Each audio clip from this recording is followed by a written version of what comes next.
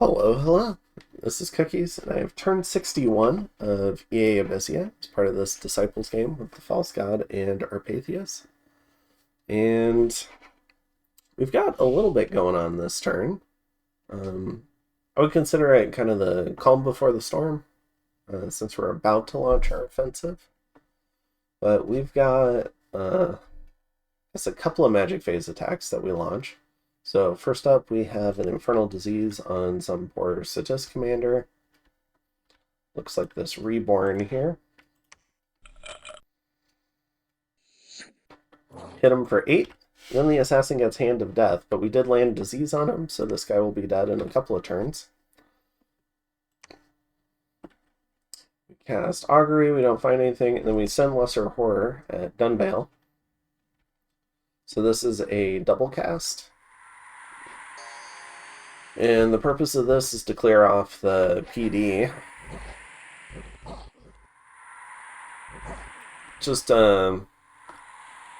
honestly, probably could have gotten away with one roll with just these guys, but sometimes you get really bad rolls, like a single float cat, and then you're sad.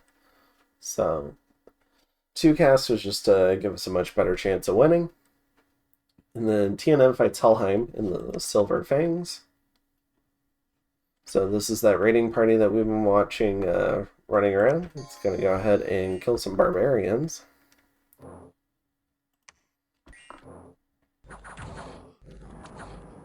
There we go. Coming around on the flank. Alright, so in this one, TNN loses 1 free spawn rider. And in Belagor, Alkera goes ahead and attacks Chaco. So we have the Alkera army here. But Chaco's just left behind a few troops, including some sacreds. I have a feeling some assassinations took place here. Okay. So Alkera is going to win that. That's up here.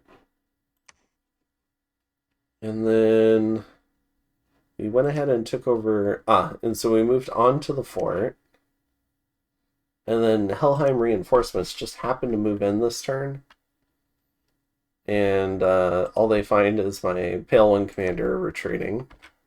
But because of that, I do get to see what it is. And it's just a few trolls and a couple of twice-born Svartalfs, little dwarves.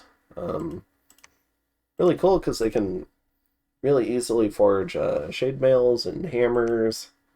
They don't get the Vanheim Mastersmith, but they can still do a lot of good stuff. And this variety here with the air and the death random can even do corpse constructs pretty easily. They're high enough on Earth that they can pretty quickly set themselves up to do Legions of Steel, Strength of Giants, even like higher end Earth buffs like Army of Gold, stuff like that. Next up in Summer Edge, we've got these guys here, led by a Boread. I think we've seen this party before. But there's no undead leadership here. So as these undead pop, they're gonna HP route the province defense. And it's gonna be a super easy fight. Alright. And let's see. And then in the Dawnland, the final fight, Chaco versus Zion. We've got this ridiculous bear and some Chaco thugs and sacreds. It looks like a few little archers just kind of hanging out.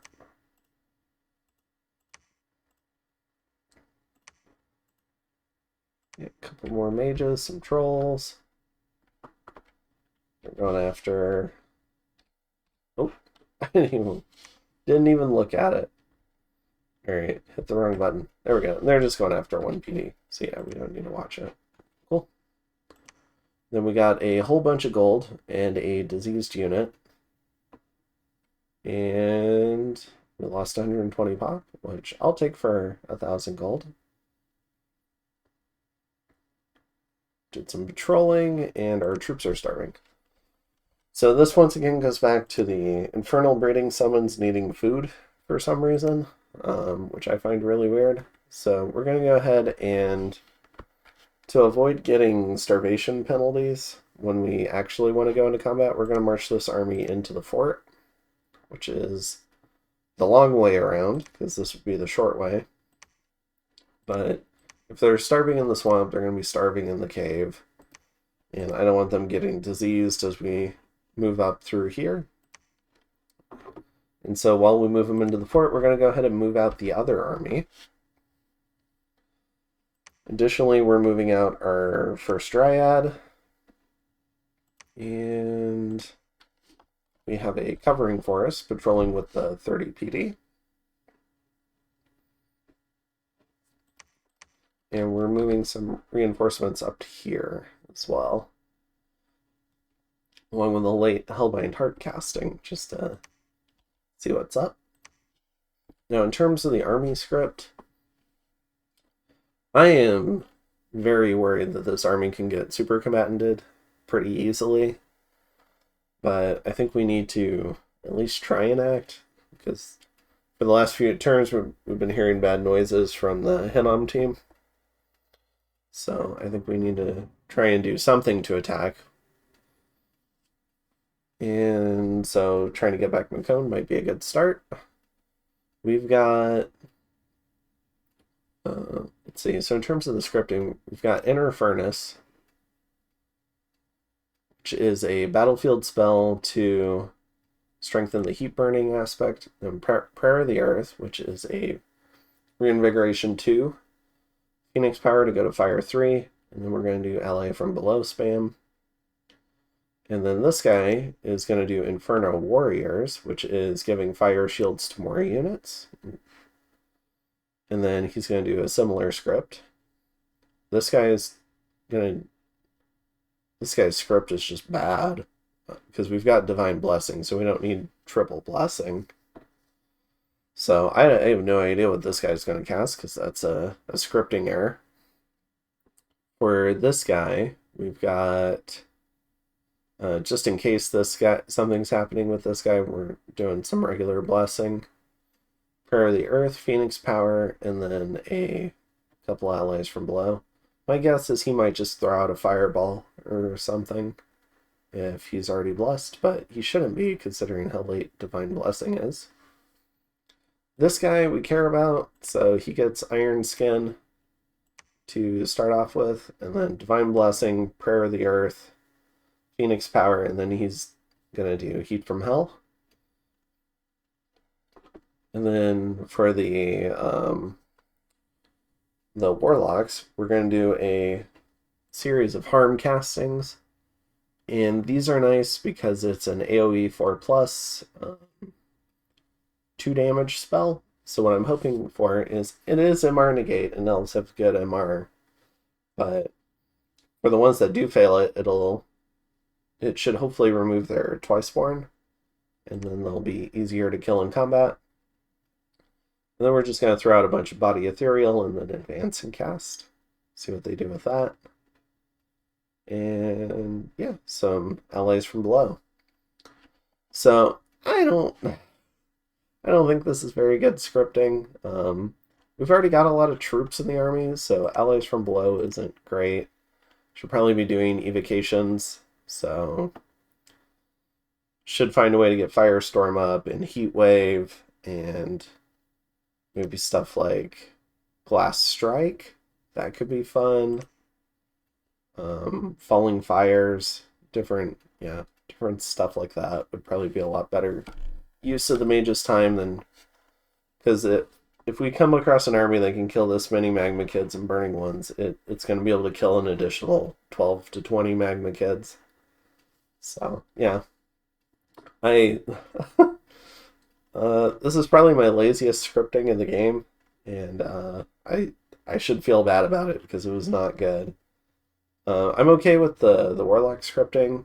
I'm kind of curious to see how that would have worked out, but the Fire Mages were pretty bad. The only redeeming feature was they were on Advance and Cast, and I was making sure that they were getting the +4 reinvigoration from our bless due to the smolder cone thing, the +2 reinvigoration from this, and the phoenix power. So fire 3s with 6 reinvig is going to be pretty great, but this part was pretty bad. And it's fairly high fatigue too. It's 40 fatigue. So on a fire 3, I believe. Yeah, so they're not going to get any sort of fatigue discount for that. They'll just have to reinvig out of it. So yeah, not great work, but I'm not seeing a lot of stuff over here. So it's probably just super combatant concerns. And as long as stuff is on advance and cast, maybe we'll be okay. So that's all I've got. And then we've got the Dryad heading out. And at the moment, the Dryad just has a retreat script in case patrollers catch her. Hopefully she can run away and we can keep using her. And then we'll give her her actual script once she gets sat under the fort. This guy is our gem mule, so he's got some fire gems and blood slaves. And sorry, it's been about a week since I casted, but so I'm just kind of getting back into it. Yeah, so I think that's it for that army. In terms of what we're doing this turn, we're going to go ahead and get an Archdevil, so that's what we're doing with most of the blood slaves. Doing a scrying on McCone, just seeing if there's anything else there. Doing Haruspex, casting Twiceborn on our Pretender, so that we can use him in a magic phase thing, and I think that would be a really nice surprise. And if he dies, as long as it's not an Alcara Force that's going to soul slay him, he should come back as a super combatant, which would be really nice. And we're going to go ahead and get another Dwarven Hammer. Also, I'm looking to improve my logistics so that this dragon is moving up to this fort so that we can make the fire drakes closer to the front lines. And we're going to go ahead and move this guy over to the capital to so that our infernal breeding is done in the capital so that we can manage those logistics easier. And I actually discovered, because of this guy, if we do Control M, it's 20 movement to fly, specifically fly from here to this fort. So I'm going to try and get a hold of some flying shoes from TNN. Like one pair would be amazing. And then what we can do is we can fly the 2 Infernal Breeding Warlocks up to this fort. Because we can't teleport them there because of the dome. At least for a few more turns. And so if we fly them over, then I think a lot of our summoning stuff is just right at the front lines, and that'll make it easier. And then it's just moving additional Burning Ones, infantry, Smoldergas, stuff like that up. And we could honestly probably move one or both of these guys up there after that as well. Make that easier too. And then over here, we're forging a little bit of thug gear in a really inefficient way, but we're trying to keep it somewhat cheap. And the thug gear is for this second guy. When we send this guy through, we can throw some thug gear on him, help his survivability. And part of that is, like, this thing is 1 gem, this is 2 gems. So really the cost is the mage turn on those. And it should help him out a little bit. Because another thing that we're trying to do is we're trying to save fire gems. And that's to, if Eternal Pyre gets dispelled, maybe we could put it back up. It's kind of the idea there. Since we didn't min cast Eternal Pyre, but it was a pretty cheap cast. I want to say it was maybe like 100 to 110 gems. So it was enough to overcome a min dispel. And then we're getting a Fire in a Jar, Starshine's full cap, some other stuff. So yeah, I think that's the news for this turn. We see a Fomorian giant over here, which is pretty cool. See Oceania sieging this fort, which is also nice. Alcara is sieging this fort, though, which is not good. Although not much there that we can see. And we see a trickle of Satis stuff, but nothing scary. So we're just patrolling here. And I think that's most of it. So I'll go ahead and see you in turn 62. Have a good one. Later.